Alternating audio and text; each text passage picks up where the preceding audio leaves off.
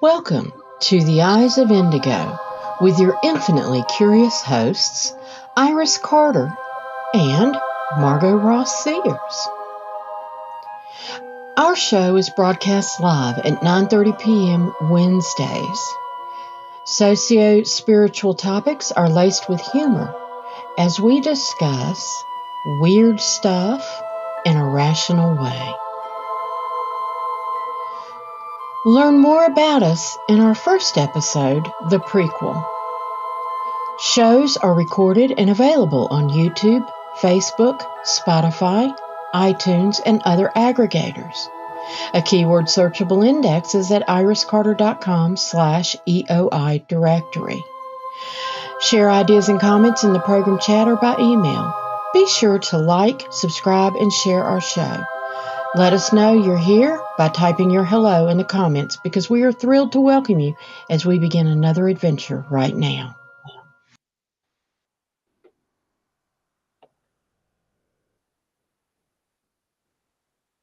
There we are. It took me a second. I had to click a couple things. No worries. It was a sleigh ride getting on the air in the first place tonight. Crazy times. I was looking to see if I was told it wouldn't show up on Facebook. I don't know if it will or not.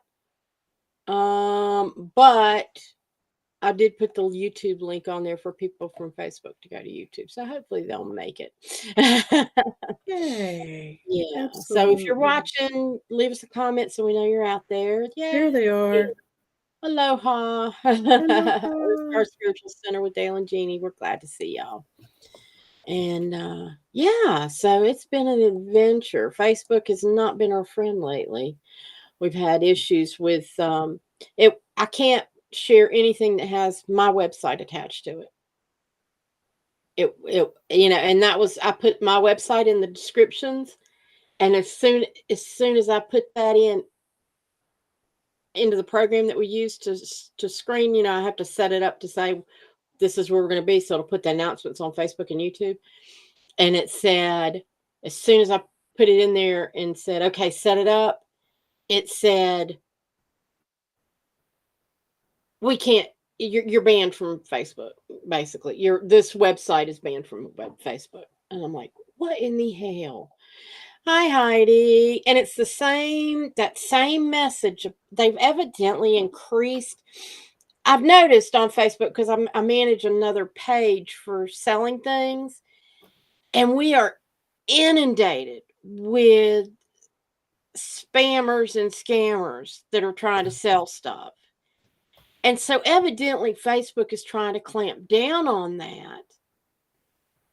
And they don't want anybody selling anything or promoting anything. And we're buying ads on top of that. So why it's being blocked? And there's nobody to talk to. You can't talk to anybody about it in there, to find out what's going on. So we're sorry if it's interrupting people's access to Facebook, but it's not our fault. Damn Zuckerberg. It's Zuckerberg and his gray hats and whatever that are playing the game. Yeah, I can't post anything at all of any nature. That I can look around, I can comment, but I can't share. I can't. Okay. It's let me share one thing about how cute and sweet bats are. There's a cute one, a little cuddly baby bat. That's the only thing it's let me share in 3 days, and that was last night. It let me share the bat story. It does not let me share it. The screen pops up. This is spam. You are not allowed to share this. You have been Yeah, they're shadow banning everything I do. Well, and then technology in general has been crazy, because we were talking before the show a couple of nights ago. I've got one of these oh God, what's it called? It's one of those atomic clocks. It automatically reads the time from some Washington, GMT, D.C. or some cell thing. It's got the little radar on it and all that. And it was something my parents had, and when they passed away, I got it, and I just put new battery in every so often, and it works great. And it automatically flips forward when we fall ahead, fall back. It flips back when we fall back and jumps ahead when we spring ahead, all that good stuff. But Sunday morning, I woke up. I had set my alarms and I woke up and saw that clock on the wall. And it was an hour later than what I thought it was. And I thought, why didn't my alarms go off? And I jumped up and then I looked at my other clock and I looked at my cell phone and they were showing the correct time. That clock had jumped an hour ahead of the time. And I left it alone. I thought, let's see what happens. The battery wasn't dying because when the battery dies, it fades out. That's what it does. It fades out and then it stops working. But this would it jumped an hour ahead. The next morning, 24 hours later, it was back right again. I don't know if it jumped in another timeline or what the hell it was doing, but this technology crap is just for the birds. For the birds. Sorry, birds. I don't. Hi, Ashley. Yeah, it's just insane. The insanity. It's showing up everywhere like that. Constantly hearing and experiencing technological kerfuffles, but that one is unusual. The closest atomic clock to here is in Washington, D.C. And I believe I don't know, but I believe there's at least one other, like over in the West Coast, California. Oh, okay. But there might be one in every time zone. I'm not sure. If anybody here in the chats knows more about where atomic clock radars and beacons are, let us know, because that's kind of interesting. But I know the closest one to here is DC. My brother used to work for them as he went up through the military. But that's weird because that thing is never off. It's off like a quarter second every million years kind of thing. Yeah. So insane. I'm wondering if February 29 threw it off somehow. Yeah. Possibly. I don't know. But that was a week ago, so I don't know. But that was interesting. There was our little peek behind the curtain for tonight. Yeah. Little walk on the wild side, for sure. Well, program tonight, we're going to talk about scarcity versus abundance, hence the two trees. You got a money tree and a nothing tree. What we believe affects our perceptions, and our perceptions influence our beliefs. Is the glass half empty or half full? Can you really manifest abundance and be practical and well-grounded at the same time? How do you know when to invest in the path the universe is offering? Show me the money, right? We're going to talk about that. And so anywho, I mean, and we've known it's easy to see times. I mean, there have been times where I have just felt strapped and took a leap of faith based on information I got, and things work out, and then sometimes they don't, and then it's how do you know? And then we've seen other people kind of making the same complaints, and how do you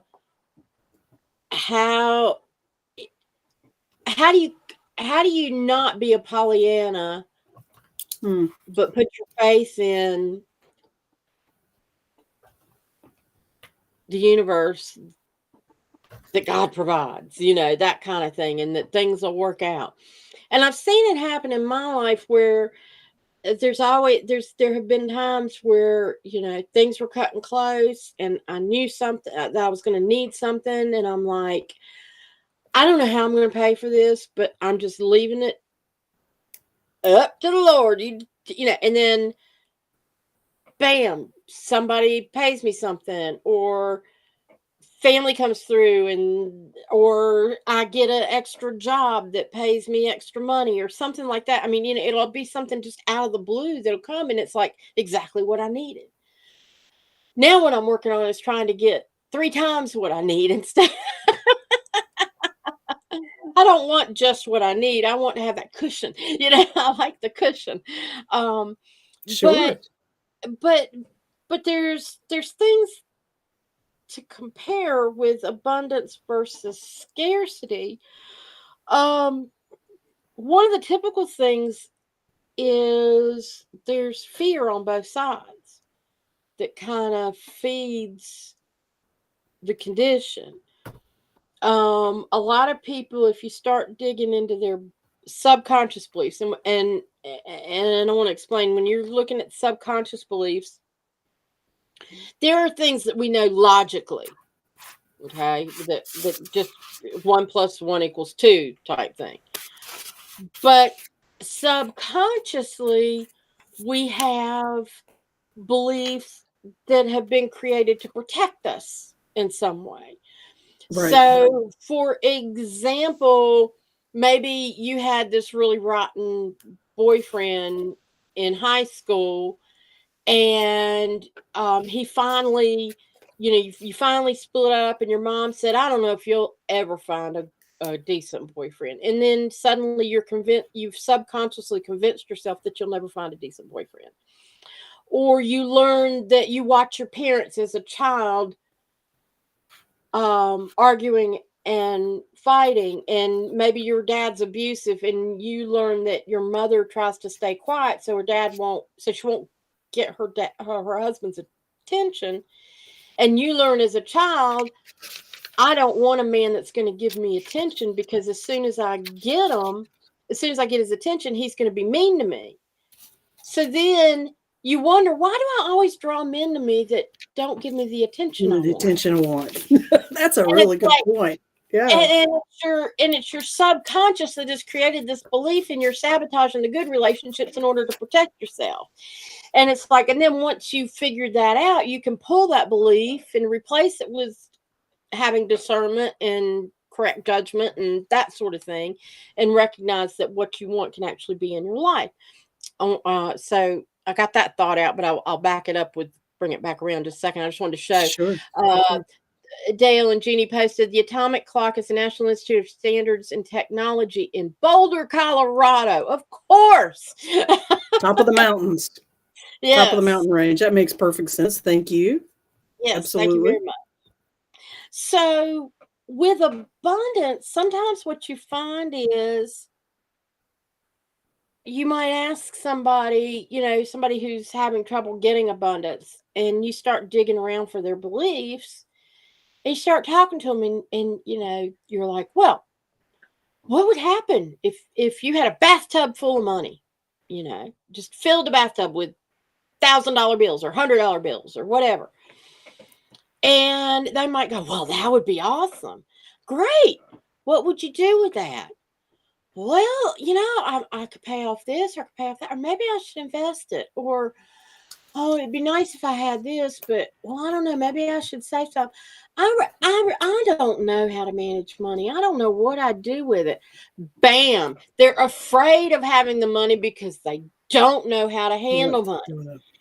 Or they'll say, well, I don't know, if I had that much money, I'd probably squander it on stuff and lose it like these lottery winners do. Or, they don't have any idea what they're going to do with it. It's not worth putting in a savings account because interest rates are so low, and I don't know how to invest, and car's going to wear out. I'd be afraid to spend, if you're afraid to spend it, if you're afraid to get it, to even do anything with it, you're not going to come to you. Right. On the flip side, yes, there's fear of scarcity, because if I'm afraid I'm not going to have enough, I'm afraid that I need more. Well, right there, when you say I need more, you're telling the universe you want to be in need. Right. I agree. Or I want. You're clear. asking to remain wanting. So you have to play it like you already have abundance. I have what I need. What I need always appears, and I meet my debts with ease. But then you have to get beyond that in order to, and that's where I'm at kind of in some ways. Sometimes it's like, I'll get up there, and then it's, I don't know. I got my own screwy stuff I got to do with my own head. But But I know the principles. Do as I teach and not as I do, right? I do. Do as I say and not as I do. Of But course. It's easier said than done, of course, darling. It just shows it's practice. It takes work. And I need to change that statement because I do. Yeah, I know how. it doesn't necessarily take, well, we're heading for a word that you just found malcontent with right before the show. It takes a leap of faith. And that's asking a lot when you feel like you're on the short end of a stick or the short end of a situation. Yeah. Really? I'm bleeding to death here and you're telling me I ought to donate another pint is what it feels like, just give it an analogy. And leaps of faith. Here we go. Dale says reverse yeah, that's the good notion insight. of fear of scarcity into scarcity of fear to help manage the injury. Good. Excellent verbiage. Exactly. Yes, rewording and putting yourself back in power. Thank you, Dale or Jeannie, whichever one of you two wrote that, or both of you. Yeah, rewording it and bringing it back around. And that's an excellent stepping stone. Use those original words. The scarcity of To bring fear them is back very, around. yeah. And that's, and recognize where the fear comes from. And sometimes looking at it from the point of, well, what's the worst that could happen? But answer the question. Don't leave it open. But, Right. I have people that, they're terrified of going on job interviews or something. And I'll say, well, I've never seen the earth open up and swallow somebody whole just because they were going into a job interview. You're not going to fall apart. You're not going to to die. Yeah. And I think, you have to recognize sometimes taking that leap of faith. Look at the consequences. What's the flip side? And is it really that much of a consequence if there's a level of discomfort, but it's not necessarily an all-out consequence in some in some cases. It's just a level of discomfort. It's not really a consequence. Right. And I've looked back at my life, and there's been times where I've been in some extreme financial difficulty, but I always found a way around it. I always found my way out, and I'm still here. I'm still kicking. I haven't been arrested. Haven't been put under the jail or whatever. Exactly. And that's another thing I think with scarcity is sometimes people are afraid of the leap of faith because they're at least comfortable with what they know. It's the fear of the unknown. Familiarity, it's a comfort. Yeah, I might not be in the best shape, but at least I know what I got. And I know what to do with it. And why, do I really want to risk a change that might make it collapse? That might. And that eventually puts us into complacency, which dulls down your self-awareness, which slows down your personal evolution as a human, as a soul. Not even as a human, but as a soul. In other words, it sets off another chain of events that's detrimental. We have to come outside of our box. We have to be more than we already are to ever be more than we already are. And there you go. Some more good word choice advice. Started asking myself, what's the best that could happen instead of the other way around? Yes. Yeah. And then Jeannie says, instead of fear in the leap of faith, believe in your power and have faith in your leap. These are wonderful turns of phrases. Yes. I'm glad this is being recorded. Yeah. Yeah. And another thing that sometimes people get the mindset of is, and this comes from ancestry, and genetics, is that need to forage. I have to earn what I get. I have to be the hunter. I have to work for it. I have to, I have to deserve whatever I get, or I am being punished for some reason, and that's why I'm not getting. And it's like, Debt. no, yeah, Debt. Yeah, there's some kind of energetic debt in there. yeah, and it's Mm-mm. you don't owe anybody anything, and you don't have to. Abundance is available, Infinitely. infinitely available, and it's just a matter of recognizing that it's your divine right, and that your being here is what entitles you to have abundance. And ditching the punishment and the need to forage and the need to earn, Yay, and the then social programming. yes, A penny saved is a penny earned, which means you have to go without to feel like you've earned your penny. No, if you want to stay in abundance, you got to go with flow. What you put out is, yeah, the balance thing to stay in balance. Yeah. Now you well, got and to it's participate, but amazing. not because you're worthy Yeah, automatically, divinely. and I've noticed, like in the past couple of years, like right before the pandemic, a lot of entry level jobs were paying $8, $9, $10 an hour. And after the pandemic, a lot of entry level jobs are now paying like $15 an hour. And it's because it was so hard to get employees, and employers started letting go. What I'm finding in seeing the patterns of all the years that I've been alive, and seeing, minimum wage figures and what people were making and that sort of thing, how interesting it is as a society that we're taught that it's okay to accept these low wages, while and companies are looking at their bottom lines to see how little they can get by with paying their lesser workers, while management gets 100 times more, or CEOs and CFOs. I, I used to get so frustrated when I worked for Jefferson Pilot years ago, because we would get these memos in back then we didn't have computers like to send out messages and stuff, so they'd print off these memos and disperse them throughout the company. Thank you for the wonderful work you did. We earned X amount of millions of dollars this quarter because of your hard work. But we didn't get anything for it.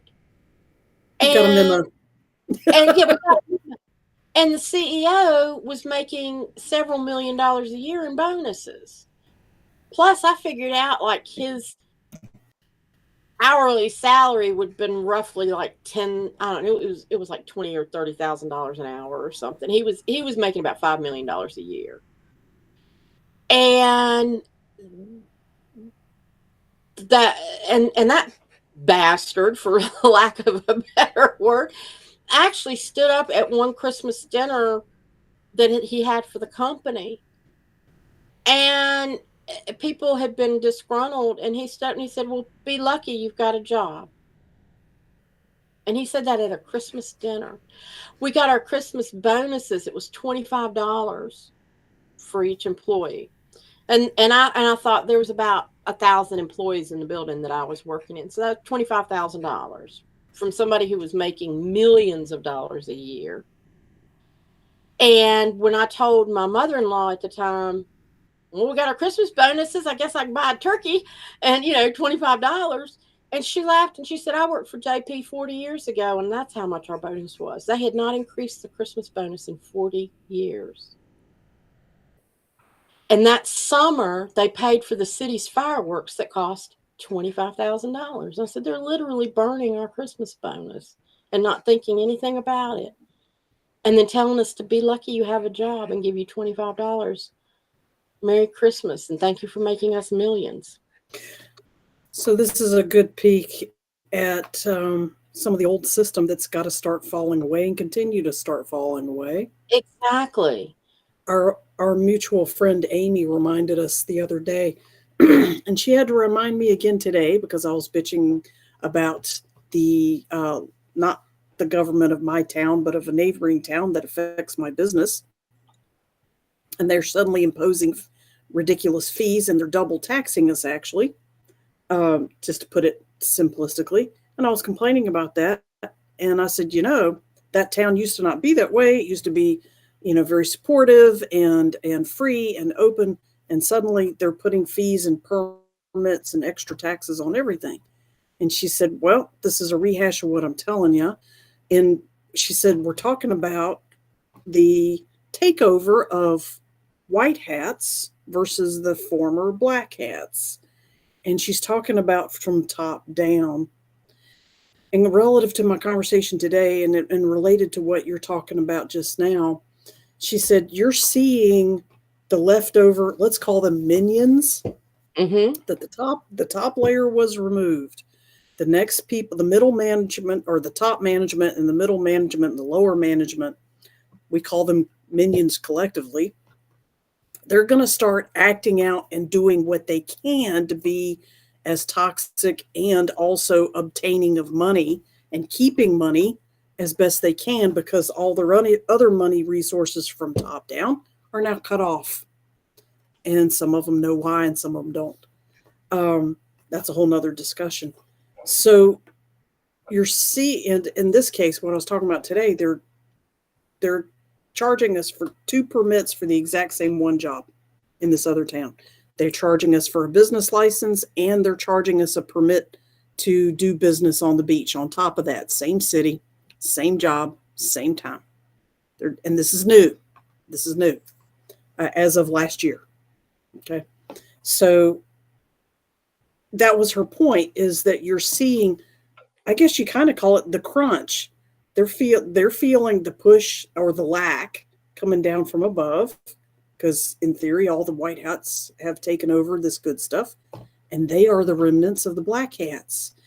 And I see that as very similar to a human body. When it goes through healing, the first thing it does is it starts detoxing, and it tends to hurt or be uncomfortable, sneezing, coughing, diarrhea, headaches, sleeplessness, itching, burning, coughing, whatever. You end up with all kinds of detox symptoms as crap is being released. It goes out kicking and screaming. It does not, it never leaves gracefully. It just doesn't. And I liken that to what we're talking about here, this CEO, CFO. Yeah, they're a lot like the layers of government that we're watching slowly crumble before our eyes, publicly and privately. Yeah. So where I'm going with this is I'm seeing a holographic reflection of micro and macro, and the micro being the human body detoxing in this example, the macro being the business structure of the United States, the commerce structure of the United States, exemplified in this neighboring town's stupid fee structures. Yeah. And it is amazing to see, the middleman now, like you said, grasping at straws and trying to hold on to that. And they do desperate things. They know, they see the darkness at the end of the tunnel, not the light. Yeah, they see that the end is inevitable. And like us, they don't want to be outside of their comfort zone and have to make difficult decisions about their own personal stuff. Exactly. So they're ignoring it. So like we do sometimes, they're ignoring it and throwing more shit at it to try to cover it up. And that kind of comes around to something that I notice is true for both abundance and scarcity. And I already kind of hit on it, but it even comes out clearer here, is change is scary. Expound. Being abundant, that's kind of scary. But being in scarceness is very scary. And it's like, well, which way are you going to go? If you're kind of in the middle and you're going, you almost getting frozen in between, and inactive and afraid to do anything. So I guess if you're gonna have to, you got to do something one way or another. I would rather be all for the abundance and doing what I need to support that than the other. I I agree, and this is another good application of the wording that the Stacy's brought to us a little while ago, and some of our other wonderful listeners have been typing about. And when you bring it down to that, which fear journey do I want to learn from? The scarcity fear or the abundance fear? Baby step it. Start with changing the word fear. Mm-hmm. Start by changing that label for that feeling into another label, another word that your psyche can work with. Such as when I'm working with clients on the phone, which a lot of them are dealing with fear lately. Replace the That's on word this with page. excitement. Yeah, Replace it with the fear concern. is the biggest block. Fear is the biggest, Mm-hmm. usually the ultimate block for people. You might have other things that are blocking along the way, but by the time you really get down and dig down deep, it's going to be some sort of fear. And another is fear of loss. Some people are afraid of having abundance and then knowing that they could lose it. And that keeps them from getting it to begin with, which Mm-hmm. is, you So, know, so I'm talking about changing the dialogue in your head that brings this on. exactly. Yeah, which we've alluded to in some of our past shows. And I love the phrase that you often bring to people: whose voice are you hearing in your head when you hear that negative shit? Yes. Who told you that you don't have abundance? Who told you you're not worthy? Who made you feel that way? Are you hearing a lecture? Are you hearing a parent? Are you hearing a narcissistic ex whatever, boyfriend, girlfriend, spouse? And it comes down to the language in your head. Um, we've alluded to this before too. An excellent short, fast primer for relearning, getting out of that mental trap. Popular one, The Four Agreements by Miguel Ruiz. He talks extensively about what he calls the judge in your head that narrates all this negative self depreciating talk. And he gives you baby steps to overcome that and reword that and eventually make friends with or bring down the power of the judge, and you control the judge rather than the judge controlling you ultimately. And he explains it in Four Agreements. He has come out with another book with his son called The Fifth Agreement. Sure, you can go five if you like. The four will do it. Yeah, if you have read the Four Agreements in the past, strongly suggest, because it is a short, fast read, guys. Open it, hit any chapter, let your finger wander, just open it at random or start from the beginning. Read it again, because it will mean something entirely different to you even 6 months later. If it's been years, you definitely need to read it again, because it's going to mean something else that it never meant to you before. Huge ahas. It's really cool. So yeah, that's a basic proponent of what he teaches, is about managing that negative talk in your head, the language of it, rewrite it, reword it, disempower the negativity, and give yourself a handhold, give yourself a foothold to start climbing out of the negativity that feels so overwhelming and shutting down. So we've talked a lot about scarcity so far. Yeah, I like Did this. and Dale and Jeannie come back. Agree, change your mind, change your world. Yes. Yeah, It yeah, really that's where it is. And starts. and sometimes changing your mind, it means just changing your perspective. You can Go look at something. outside, do some, yeah, talk to somebody different. Yeah. Well, and what I was gonna say is you can look at the same thing today or look at the same thing tomorrow that you're looking at today, and you'll see it in a different way. A lot depends on your mood and what you're going through at the moment. And so when you change your perception, it changes your perspective. Very And much so. yeah, and so And I have to remind myself of that because there's days there are days when and I've used this example before. I can drive down the road one day and somebody's poking along in front of me, and I don't care. I'm just like, oh, this is fun, and looking around and whatever, and letting them pitter putter their way. And the next day, I can be behind them, like, would you get your ass out of my way? And it's Yeah. like, what's the difference? There's no difference. I'm same time, same destination, whatever, but it's just because something else is ticking me off, I'm taking it out on them. And you can do the same thing when you're trying to decide what move to make, or what's my next step, or how do I change my life.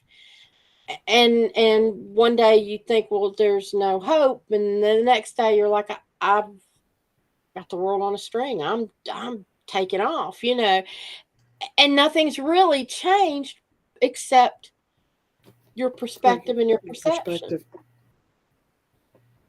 Absolutely. And this is where things like positive affirmations, listening to music that's 432 hertz, not 440, burning incense, using aromatherapies that are all, acupressure, acupuncture.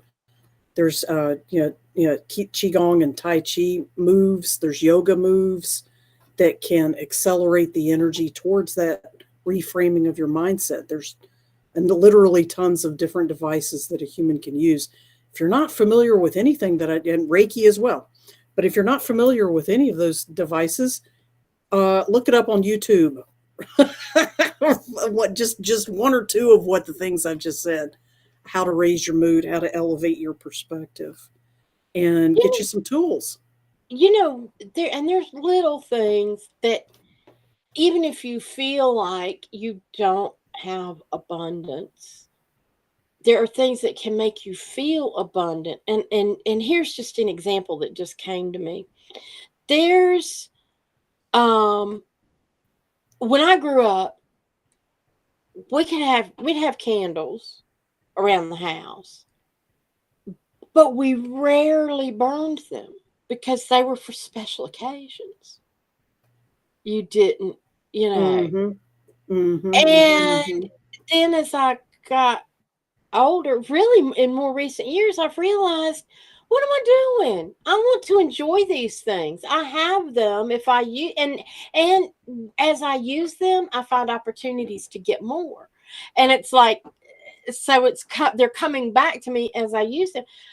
But there'll be nights where I'm thinking things are kind of mundane or whatever, and it'll dawn on me: light some candles, enjoy the atmosphere, because I love the atmosphere of candles.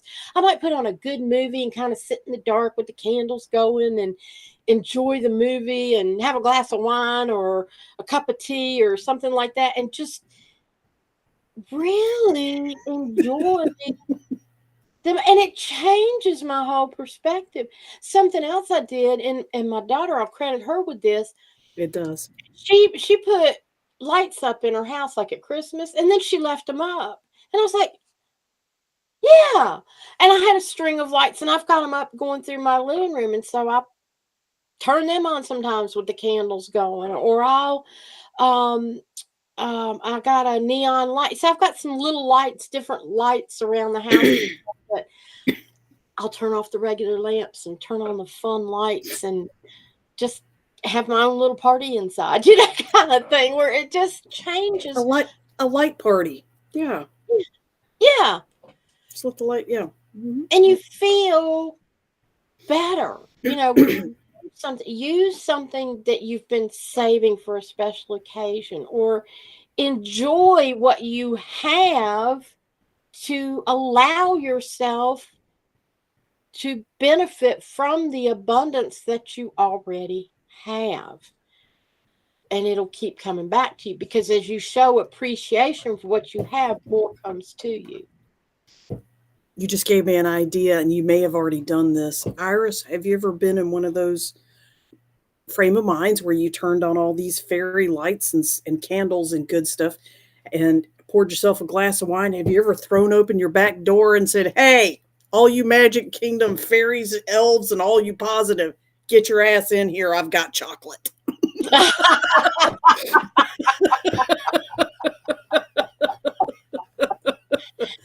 And invite all the nice guys to come in. Yeah. I don't invite them in because they'll wreak havoc. Of course, that's my expectation too. But I would rather keep my boundaries. But yes, they're welcome in my yard. I will go out and say hello to them while they're frolicking out there. But I don't necessarily invite them in. That's a little too daring. Or put on your pajamas and frolic in the backyard with them. And throw out M&Ms and Reese's Pieces as you go. Pajamas! What the hell with that? Run around naked. Who cares? Well, there's that. It depends on who else can see your backyard and how you feel about that, if you feel anything at all. Scare them off, I like terrifying my neighbors. I don't. My neighbors have seen me run through in my bra from the garage to the house. And it was a woman, and we have a fence that cuts off right here. And she's taller than I am, so she could see. And I was going, and she didn't realize. And I reached the door, and she said, "Hey, Margot," and I'm like, "Ha That's all I did was go, I didn't say anything. I just went, and bolted inside. My theory is when someone catches you in your own space, in what you consider an awkward manner, it's their fault for looking and invading your space. We have a joining back over here. She right. It was her responsibility to avert her eyes. She was standing on her stoop high enough to overlook the fence. Raising your vibration. Yeah. So she really couldn't help. But yeah, she could have averted her eyes. I think she thought it was funny to say my name while I was bolting across the yard in my underwear. Dale and Jeannie say, looking forward to the beach, bringing chocolate and cigarettes. Woohoo! Yeah, we are going to be seriously in the middle of Magic Kingdom. We're surrounded with a ton of the Stacys know it because Emerald Isle is a favorite homestead for them, and so they already know it. But the elementals guys totally slammed with beautiful, high vibrating, tree entities, water entities, sand entities, rock entities, sky and water entities, ocean entities, and on and on and on. And the humans, we've got us. We're bringing us along for the ride. And this is the event we're talking about. If it's new to you, Heal the Healer. There are some spaces still available if you're interested, and we have a discount program, so feel free to enjoy that.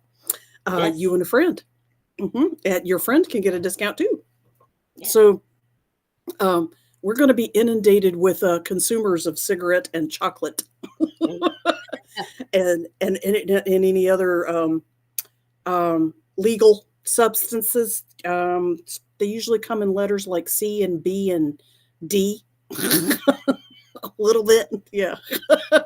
Gummies is a popular reference to that substance as well. Have you had your gummy bear today? Yeah. I was watching an interview. Jimmy Kimmel had the folks from Dune 2 on his show. And I was going with Amy this weekend to see it. So I was looking up stuff about it, and I came across this interview.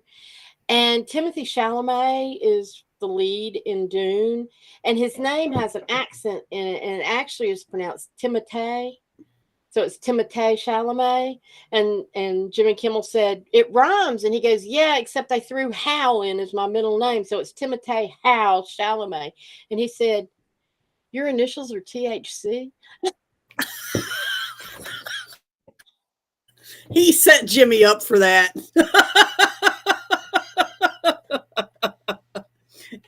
That's pretty quick, THC. Yeah. That is pretty brilliant. Yeah, that is cool. THC. Timothée Chalamet. Now, where else have we seen Timothée Chalamet?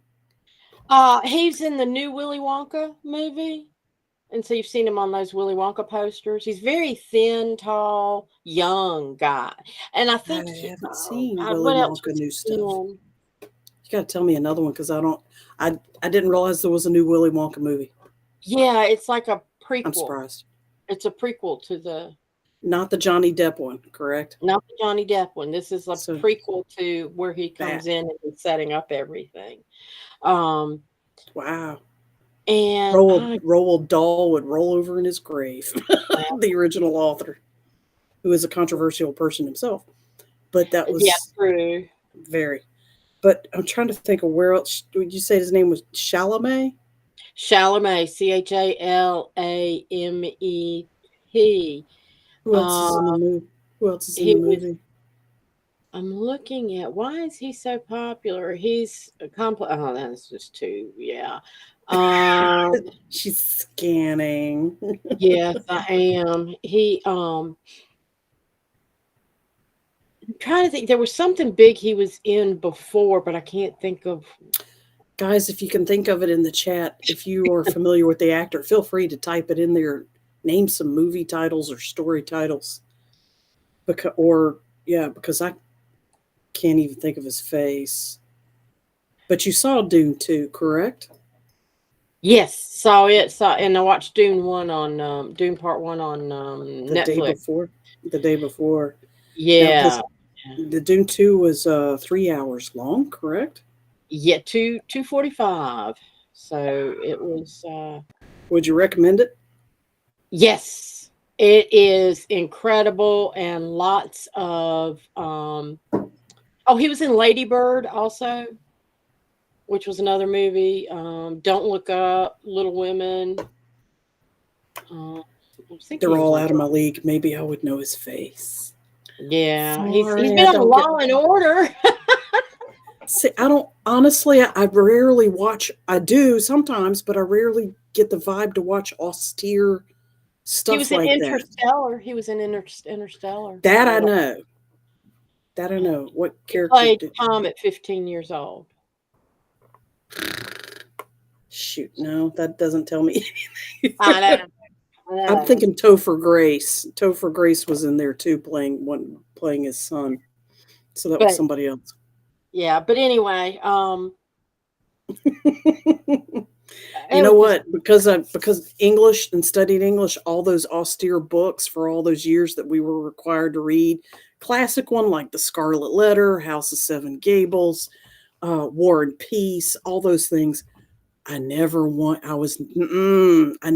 to read another austere classic again, unfortunately. But they hardcore slammed that on us in my honors English classes all through high school, trying to get us ready for college. And then in college, they hit us more. So don't do it. I don't enjoy the austere stuff anymore. Unfortunately, I should get back around. Although Wuthering Heights was a cool one. Hi, Edie. yeah. She Appreciate said that. it was Call Me by Your Initially, Name was another Call movie Me he by did, but I Your don't Name. remember that one myself. Some of the newer ones I haven't watched as much as I enjoy rewatching some of the older films. I'm turning into my father. We become our parents. And to tie that back into where we were talking about abundance versus scarcity, often I see that You're coming in and out.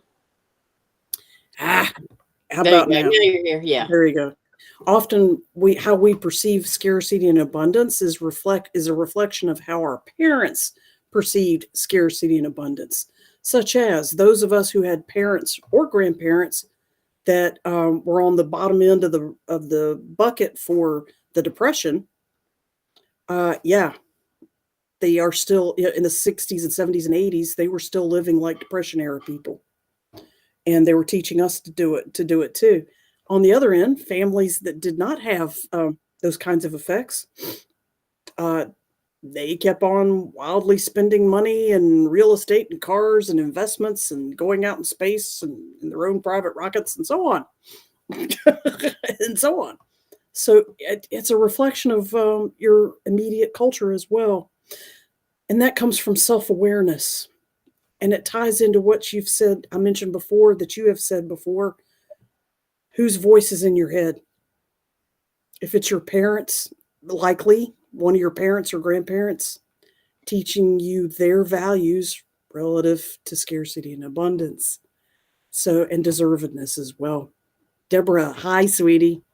I'll She never says, be I'll never invited to be. a Hollywood Awards policy because I've been put out in the universe how much I suck at pop culture. I would not recognize the celebrities. Damn straight, Skippy. Yeah. Hollywood Awards party. Yeah. Hollywood Awards party. Yeah. Oh, there you go. Better clarity. Party Yeah. policy. Okay. That good clarity. Yeah. For sure. Yeah. For sure. Yeah. Some of the newer people. So, I mean, yeah, you're self of those speeches in your head. But yeah, some of the newer people. Yeah. Well, okay. We got two conversations going here. sorry. Yeah. That's okay. We really, we did. We have two, and that's okay. So, Iris, any final thoughts wrapping up Well, I about guess, this? one of the big things that people ask is, well, how do you know when to take a risk and jump into something? The universe will bring you an opportunity, and it's like, do I jump at it or do I hold my reserves because I don't want to take a risk? And that one's hard because sometimes you don't know if it's it's trying to determine the value of what you're going to get out of putting into Taking the something. risk. Yeah. Yeah, and I think if if you've got an opportunity to do something that's going to help you grow, or that pushes your boundaries a little bit, then you need to look at the opportunity as an opportunity. If it's something that keeps coming around every so often, if every weekend your friends are trying to get you to go to the beach with them, that might not be a growing opportunity. But if you've got we did a trip last summer to uh, Grafton, Illinois for the Truth. Conference. Yeah, the Truth Conference. And that was a big leap of faith that I got so much out of and met so many interesting people and learned, it just like blew the world wide open for me for a lot of things that I never would have been able to experience if I hadn't have done it. And I'm glad we did it. And things worked out for me to be able to go. Different things fell into place that made it possible. So it's like sometimes you've got to be willing to take that step. You might think, well, I'm not sure if I can do this, but you start making that step and then bam, bam, bam, things fall in place. And then for sure you're on the right path. A lot of times the universe is gonna present something to you and you're not sure. And if you move in that direction, then it's going to say, okay, great. She's going to take us up on this. Boom, let's make it happen. And that's one way you can know if you're making the right step or not, is when things start happening and making and appearing in place. But if you don't take that first step, you'd never know. Right. Listening to you inspired another thought that's related to what you're saying. And the way you're framing it as taking a risk, and later on you changed it to taking a step. Okay. Meaning the same thing, taking a risk. And the aha from the rollout I got in my mind from that as well was, to start with, define what is risk. Okay. To take a risk means I will step up and take a chance on succeeding or not succeeding. Okay. Succeeding or not succeeding. Then it becomes, what's your definition of success and what's your definition of not success. All right. And you start defining everything in it. Okay, so it's that and that. So what does that mean? So it's that and that. And you keep going. And eventually you go, all right, stop. That's analyzing it way too much. Bottom line, are you willing to take on the consequences of a miss or the consequences of a hit or miss situation, just to give it some simple language instead of win or fail, just call it hit or miss. And that's what actually the bargain is about. It's about whether or not you'll make the personal investment, that it could turn out either way. Here's the thing. Even if it's a miss, even if it's a not success, you still gain from it, just not in the way that you expected. There is no such thing as failure. There is only success, because you always gain, even from knowledge you did not, experiences you did not expect or anticipate. And the fact we can't anticipate them, that's part of what makes us itchy about taking risks. That's part of what makes us, uncomfortable going outside of our comfort range. But once you commit to taking the risk, you're going to gain something whether you like it or not. And it's still going to happen. Now, but hang on a second. Got one more rollout from that.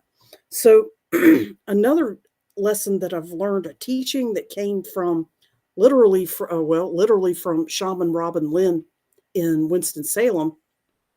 Yeah, risk equals the chance of experience. Yeah. Robin Lynn who was a really good orator, and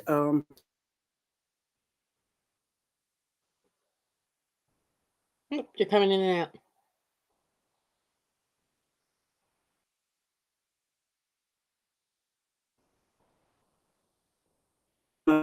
back yet? Yes. Am I back yet? Okay, there we go.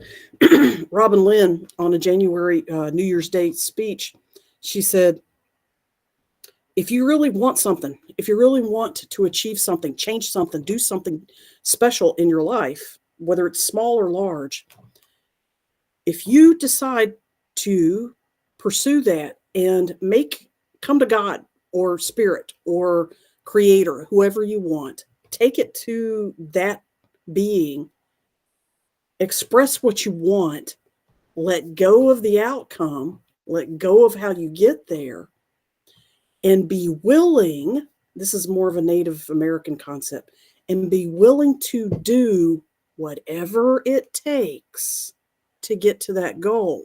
Sincerely, I am willing to do whatever it takes. And that includes losing everything. I am willing, that's taking a risk. I am willing to do anything it takes.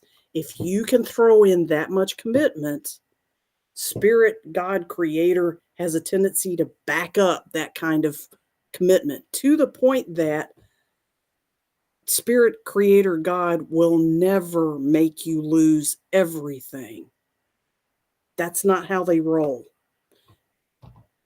The powers that be, they're not trying to destroy you. It's a benevolent universe. They're never going to wipe you out all the way to ground zero. They're never going to give you something you can't handle. They're never going to give you up. Never. I'm sorry. I'm sorry. Rick Astley. Okay, bad joke, and it made her freeze. Is she coming back? I'm waiting. And I don't know if she's just freezing for me or for y'all too. But now, Iris, are you back? Yeah. Am I back? You're back. Yeah. I was making Rick Astley jokes. So, yeah. So it comes to that, rolling it back, circling back around to where I started. You have to define, what kind of risk did I take? Did I take a risk and only hope for a positive outcome, and the other side of risk wasn't acknowledged? Yikes. Yeah, that's going to be scary. And fortunately, you can compensate and go, oh, I need to make friends and be okay with both sides of the risk. All right. Because in both situations, I'm going to gain. And everybody involved is going to gain. They're going to learn. They're going to grow. They're going to shift in one way or another. And it's always going to be to somebody's advantage. Everything happens exactly as it's supposed to is another cliche expression of this concept. Well, Nothing and I is think, ever wrong. but trailing on what you were saying too is, there is quote unquote risk every time you wake up and get out of bed in the morning. There's risk for staying in bed. There's a risk You opening your mouth and talking on a podcast. yeah, exactly. And I think about back during the pandemic, people thought it was a risk to step outside of their home. It was a risk to not wear a mask. And look, it what you're doing is you're opting to live and to experience the world, which is why you were born to begin with. It's because That's you why we're wanted to, here. yeah, you wanted to experience this world. And so if you want to experience it and what's in it, sometimes you take the options that are given you so that you can have those experiences regardless of what the outcomes are. That's why we're So, here, yes. to experience the waves, not the roller coaster, the waves. Yeah. Roller Yeah. coasters stop. Waves don't. They keep going. Yeah. They go on and on forever. Okay, so coming up for next week, we're gonna this was postponed from an earlier podcast, psychometry and attachments, which is getting The psychic vibe off of things, right. objects. And then the next week will be an Emerald Isle. And then the week after that, we're going to do our psychic readings. So we hope that if you haven't registered yet, that you will join us in Emerald Isle. And details are on my website at iriscarter.com/HTH Summit. That's for Heal the Healer.